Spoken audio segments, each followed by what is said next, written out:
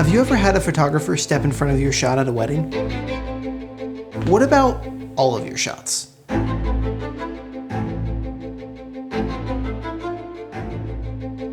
It's not great. So how can we as wedding videographers and photographers work together well and not constantly be in each other's way?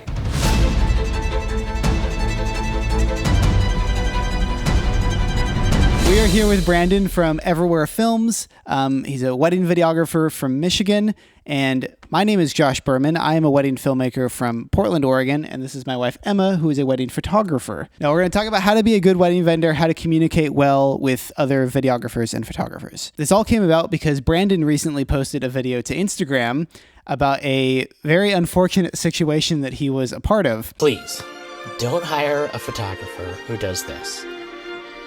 Or this, or this. This isn't really about photographers. It's about professionals that don't know how to work well with others. Videographers do things like this too. And I would love for Brandon to just kind of tell his story again for us here. Nice. Well, full transparency, this is our second taping of this one. Yes, it is. No one has ever not hit record on their audio recorder in this industry.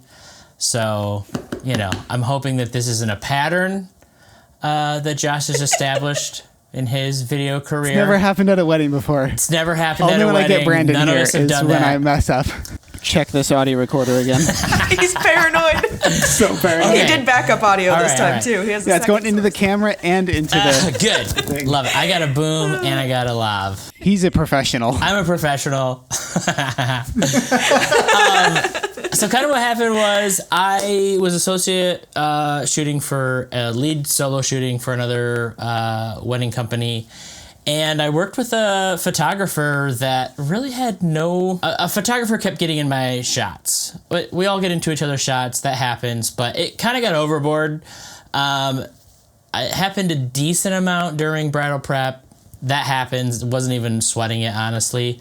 Ceremony comes around, and she began stepping into right in front of my camera. I was on a gimbal. Then I start to become a little bit more aware that this might be a problem. As the day went on, she stepped in front of speeches, stood right beside the speech giver. That was like just the thank you. So in between then and actual speeches, I had a conversation with her, said, hey, here's an X. If you're anywhere near the speech giver, you're going to be in my shot. And she still just disregarded that and got in all my shots, dances, basically any like really important moment. It was quite difficult to get a clean shot without her in it. So, and it wasn't just like your tripod shots. It was like you're standing right next to her. Like, exactly. Like you guys are both, filming, photographing side by side, and she would just like stick her camera right in front of your face, basically. Yes, is what it looked like from the footage. Yeah. I think one of the shots, kind of during the ceremony, they're like, it's the normal walking back down the aisle after the first kiss. So you just get side by side with a photographer. Normal, you all walk back together. The couple decided that they're gonna hug their parents, each of their parents, before walking down the aisle, which I've never seen before, but it was a beautiful moment. I adjusted to the right to give her space to get her shot too, but instead of like her adjusting with me, she just stepped right in front of me. I switched to the left side. She then steps back in front of me. I lift my gimbal to get a shot over her head, and she lifts up her camera. So it was just like, it's hard to do that and it not be on purpose, but I'm still going to give her the benefit of the doubt that she just wasn't thinking. I don't know. It was fun. Yeah, I think it was a combination of I just want to get what I want and also being oblivious. I think it was just a combination. I don't think she was malicious. I think she was just probably mildly selfish. Yeah. As far as that, as getting the shot goes. It was so strange. Like I was telling you in the first time, like end of the day, got all my shots that I really need. Then I start to get really creative the last hour. Like, what am I gonna get? Like, can't get any more dancing. So I'm like filming the cellist. There's a band up there. And I'm like right beside him filming like his hands on the strings. And she comes up with her camera right beside me and starts popping her flash. And it's like, it's a giant building.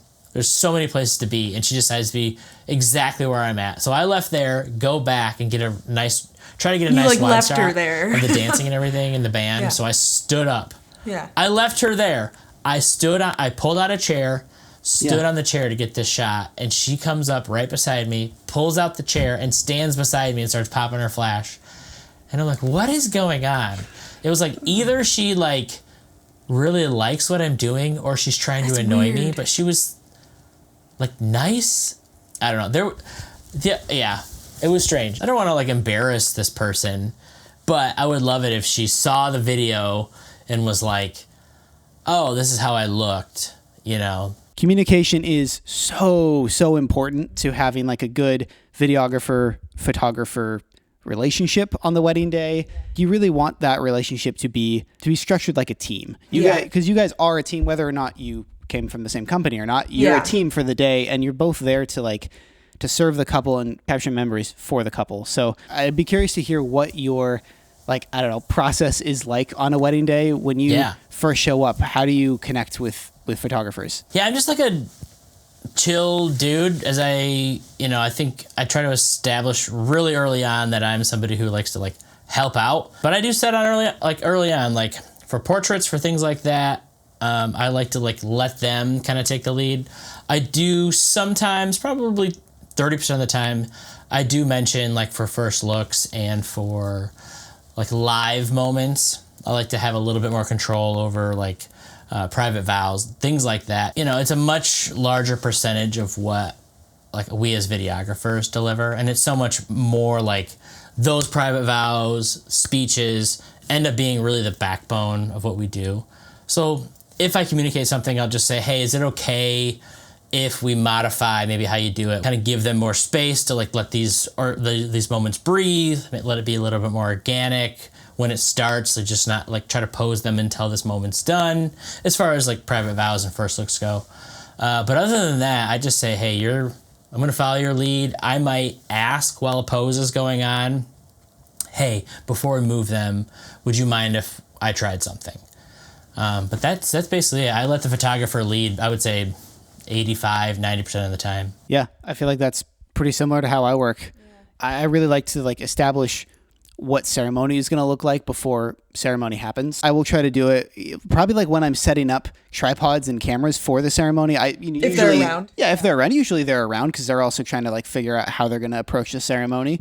So I'll just come up to them and be like, hey, here's my layout. I've got 3 tripods going, and I'll have 2 other cameras, so 5 cameras total. If you need to step in front of one of my tripods, go for it. Not a big deal. We are here to work around you. That's why we have so many tripods, is so that you can get the shots that you need. And then I just usually say, just please don't like camp out right in front of a tripod. And then you usually also talk about like where they can expect us to be throughout it, and like making sure like, is there any reason that wouldn't work for you guys? Like, where will you be? Does this work with what you're planning on doing? Mm-hmm. Like, I'll usually go this way during the processional. Does that work for you? Can we do that together? And then we just really have a game plan for how the ceremony is going to go. One, that way we don't get in each other's way, but obviously so we don't step in each other's like frames as well. Yeah, it's like setting proper expectations. Yeah, because I also don't want to be the guy that's like directly opposite where the photographer is, because then I'm just like in the background of all of her shots. I may not be like putting my hand in front of her lens, but I'm just there, like in the background. I don't want to be You're like being that guy. Problematic. Yeah. I try to unbutton my shirt a little if I know I'm going to be in the shot. Nice. Oh. Yeah, I like that. Just give them a little something, you know?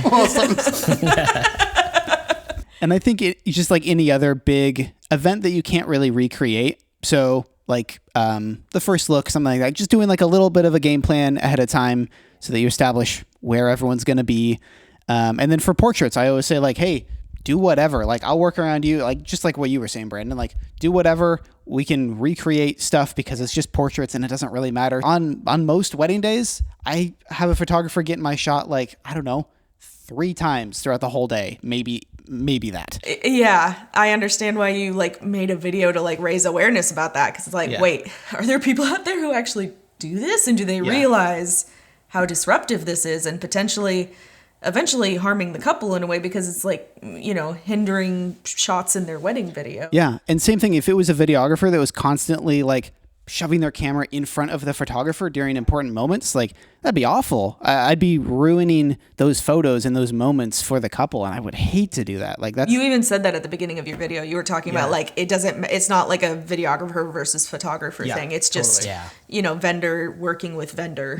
It's about like how can we work together to give them the best possible version, like the best possible video and the best possible like photo album. And I mean, we've been working weddings for quite a while, and we have never run into anything even close to what you had to deal with. That was severe, Again, it was like the tip of the iceberg. Like literally one of them, like the bride is like a tear is falling down her face. I think one she's like teared up. One, the tear is literally coming down her face when the photographer steps into the shot. I'm just like, what are you doing? Like, this is like the perfect moment. And she's like, anyway. And it's like, okay, in that instance, what is it about stepping in front of you that makes it better? Like, I feel like you can like reasonably get quite close to each other. I feel like there's an understanding between camera people that it's like, if something like a tear is falling, I mean, Josh and I, sometimes it'll end up being like, this or whatever. Yeah. But like, we're very aware of each other's lenses and like, okay, don't get in the way. But if it's like, such a tight angle or something, we'll get cozy. And it's like, there's an understanding. It's like, we're just trying to both get the shot, but also be respectful of not like jumping in front of each other.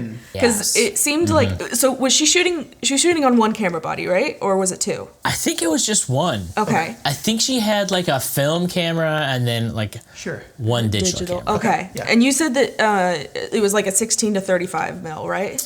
My guess, that's my best guess. She was acting like kind of like she was on a 35, but you could see her like zooming in. So she was like, it was a wide lens, we'll say that. Yeah. Okay. Yeah. So one camera shooting on a wide lens, and obviously she wanted these moments where a tear is falling or something, or you were talking about them hugging their parents and stuff.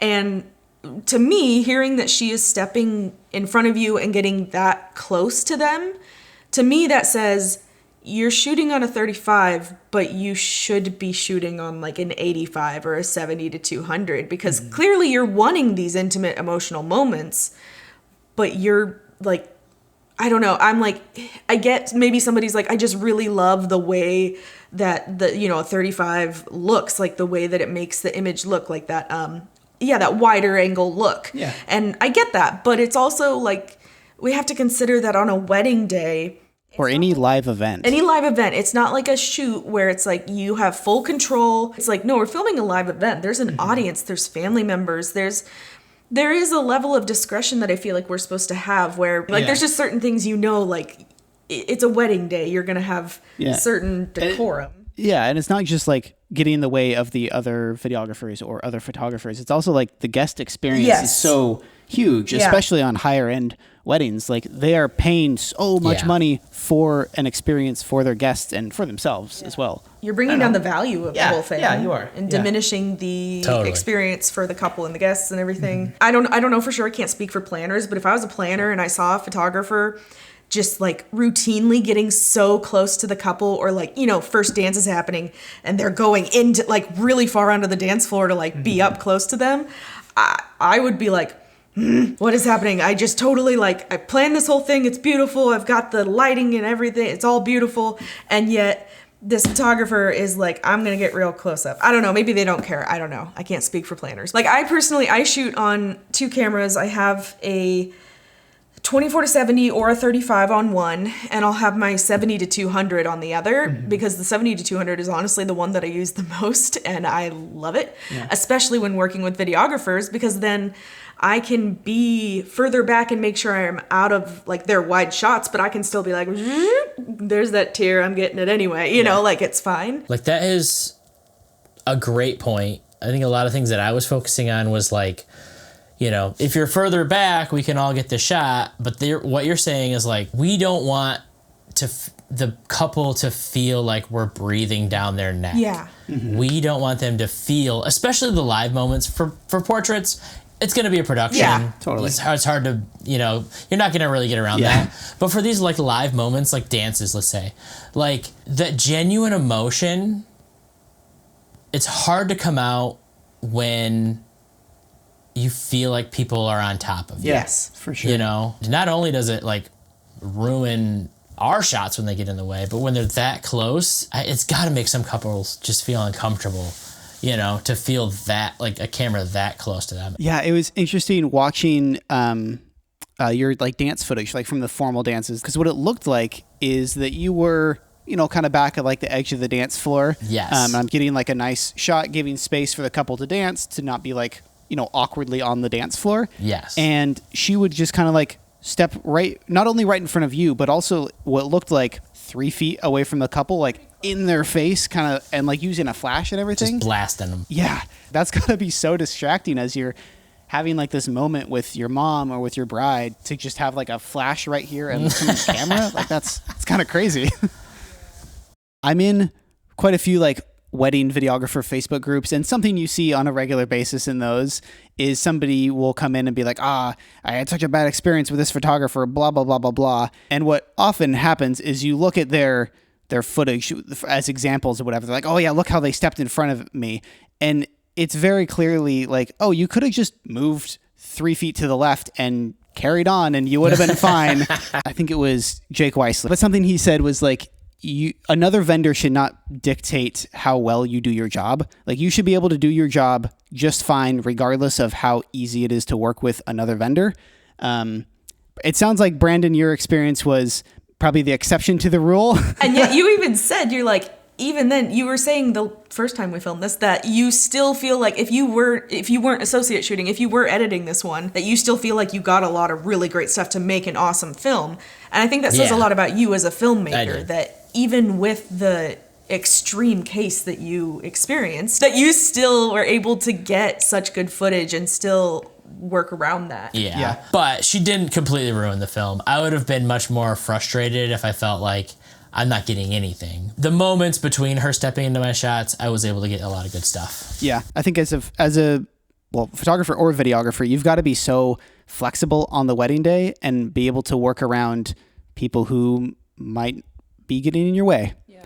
Even if it sucks, you kind of got to like just put on a brave face and be like, I'm just going to get through this and I'm going to do the absolute best I can. I'm still going to create a good product, even though this person's really hard to work with. Thank you so much for doing this again. Yeah, thank you. You're amazing. Anything you want to say to the people before you go? No, just that Josh forgot to hit record the first time. I sure did. And now Josh owes me a big favor in the future. So I do. He's now indebted to me, and I have emotional and manipulative leverage on him. So round 2, Josh. Listen, I wanted to go full Floberg. Sorry, that's my belly. This is going right in some chest hair.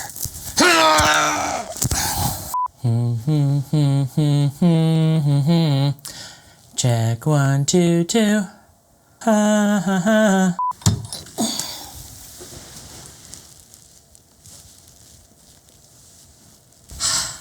Hello. Check 1, 2. Is this thing on? Have you guys ever used one of these things? Or played with one of these?